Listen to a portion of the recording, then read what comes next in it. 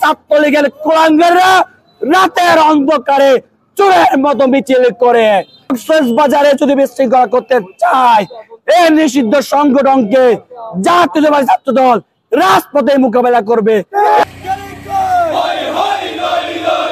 August এই বাংলাদেশ থেকে fascist Hasina সরকারের পতন হয়েছে। শুধু পতন নয়, এই দেশ থেকে কোরিয়া হাসিনা পালাতে বাধ্য হয়েছে। ছাত্র জনতার গণ অভ্যুত্থানে এই হাসিনার নেতৃত্বে তার নিষিদ্ধ সংগঠন ছাত্রলীগের গুন্ডারা আমাদের বাংলাদেশের ছাত্র জনতার উপর এবং জাতীয়তাবাদী পরিবারের উপর হামলা নির্যাতন করেছে এবং খুন করেছে। সেই ধারাবাহিকতায় এই ছাত্রলীগকে বর্তমান সরকার নিষিদ্ধ করেছে। এই নিষিদ্ধ সংগঠন তারাও একটা প্রোগ্রাম ঘোষণা দিয়েছে।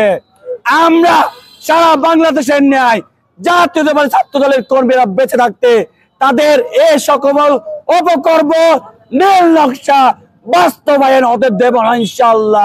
রাতের অন্ধকারে চোরের মতো মিছিল করে ছাত্র দল রাজপথে ছিল 17টা বছর, রাজপথে থাকবো। এই কক্সবাজারে যদি বিশৃঙ্খলা করতে চায় এই নিষিদ্ধ সংগঠনকে জাতীয়তাবাদী ছাত্র দল রাজপথে মোকাবেলা করবে।